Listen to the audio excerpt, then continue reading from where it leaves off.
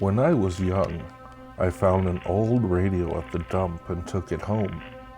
Late one night, I was playing around with it, trying to get it to work. I found an old television antenna and attached it to the radio. Then I started scrolling slowly through the static, trying to find a station. After a while, I came to a station that was playing a weird crackling sound. I sat there listening to it for a second, then it suddenly stopped and a faint voice said, "It doesn't work. We're already dead. We're already dead." For a moment I was stunned, and then I began to freak out. It creeped me out so much that I almost threw the radio out the window.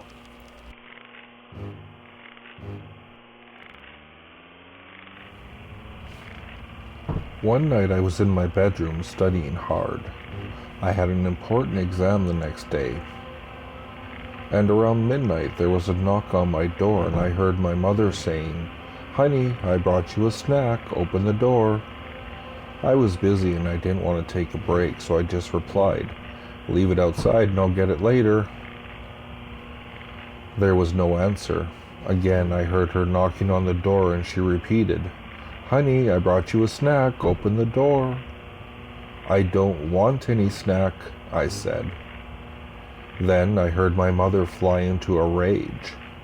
She went berserk and started screaming at the top of her lungs, "Shut up! Just open the door! Open it! Open it, damn you!" I was shocked. I had never heard my mother behave like this. I was about to get up and open the door when I stopped. Something didn't feel right. Outside the door I heard my mom whining, "Please, honey, open the door." That was when I remembered that my parents were away for the weekend. The house was supposed to be empty. The noises stopped and I heard the patter of footsteps going down the stairs. I spent the rest of the night in my room, afraid to go outside.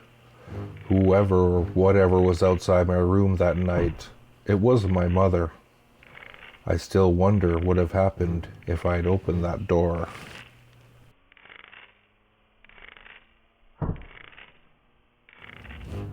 Years ago, I was working as a paramedic. A call came over the radio telling us to go to a high-rise building where a man was having a heart attack. When we got there, the man was lying on the floor, clutching his chest. His skin was clammy and he was breathing heavily, complaining of agonizing chest pains. We rushed everyone out of the room and began attending to him. He seemed to be slipping in and out of consciousness. At one point, he began begging us to help him, saying he didn't want to die. It looked like we were going to be able to save his life. Suddenly, he looked past us at the corner of the room and his eyes grew wide. His face became white and he tried to scoot backwards as if he was trying to get away from something. We held him down and told him to relax and stop moving around. He paid no attention to us. His face had a look of sheer terror and he was staring at the corner of the room screaming, "I don't believe it! No! No!" Then he suddenly flatlined. We weren't able to bring him back. He died right there on the floor, his face frozen in a horrific grimace. When I think about it now, it sends shivers down my spine. I still don't know what it was that he saw in those final moments.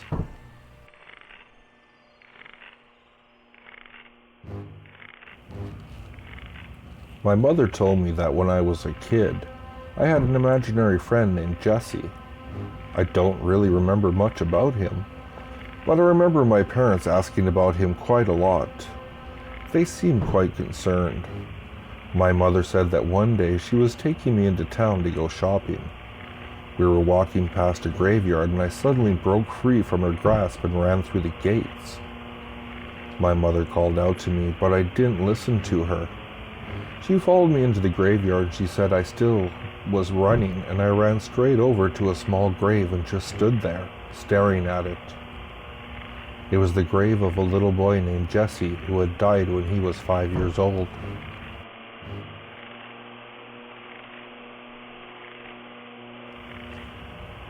In the middle of my university, there was this very large lake.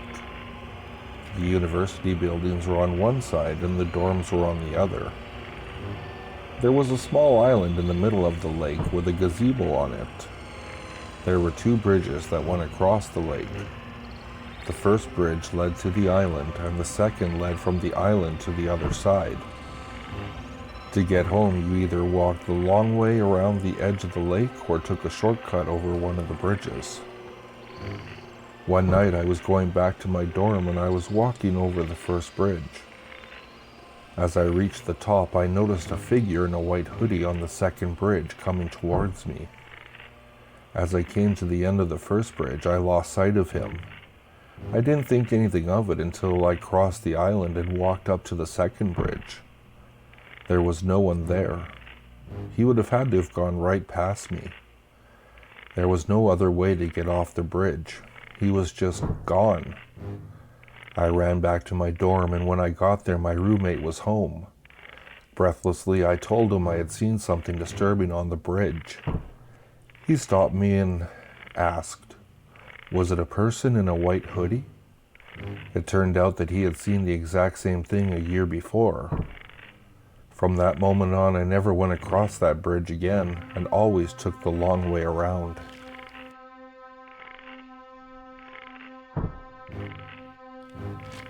My friends and I liked to explore abandoned buildings. We would take photos of the inside and post them on the internet.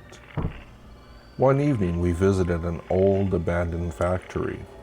We made our way inside through the only entrance, a doorway with no door on it. As we were walking through the building, we started to hear a loud banging noise. Getting a little spooked, we decided to leave. When we got back to the entrance, we got the fright of our lives. It was completely boarded up. We ran back through the building and managed to find a window where the boards were loose.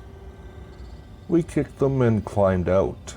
It was definitely one of the most harrowing experiences of my life so far.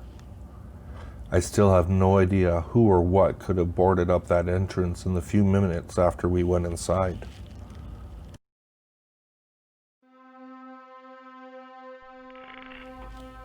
I am a musician and I mostly compose ambient music. I had an idea for a new project. I was going to record the sound of myself sleeping and then set it to music. At the time, I lived alone in a remote area. That night, I set up all my microphones and equipment around my bed. I fell asleep around midnight with the tape running.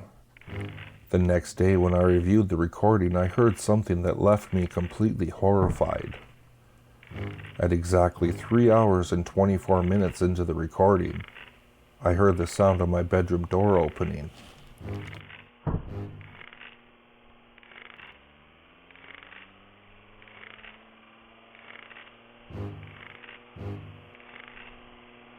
There's a famous ghost story in the Philippines about an old hotel in Baguio, a popular vacation spot.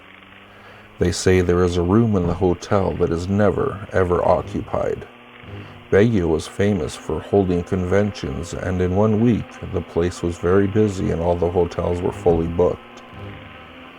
There was a woman who was left with no choice but to take the room. She was brushing her teeth in front of the bathroom mirror, and after she gargled, she saw a reflection in the mirror of a hag-like woman standing behind her, with long, scraggly hair and a gnarled, pale face. She was so scared that she closed her eyes and recited the Lord's Prayer. After she finished the prayer, she opened her eyes again, and to her surprise, the figure was still behind her in the mirror. Worse still, the old hag was winding her fingers through the girl's hair while reciting the Lord's Prayer in a mocking voice.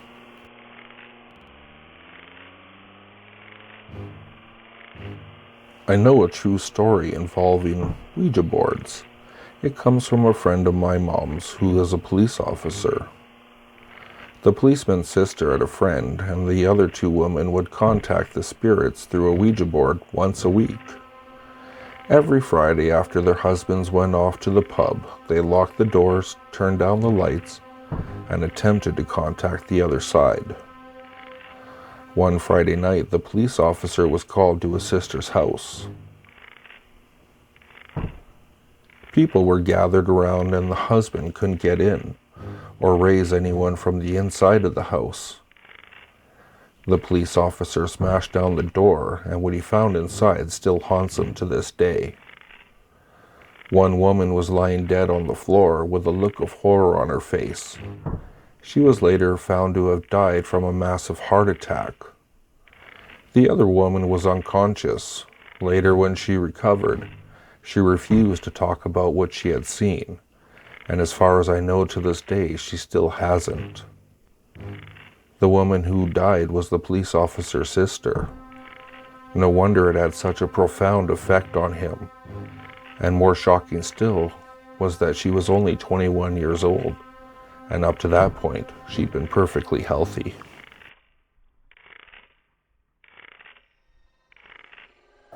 If you like what you heard, please like, subscribe, and share with your friends. If you'd like to, you can follow me at Twitter. The handle is @FuzzyPantaloons, and I'll see you all next time.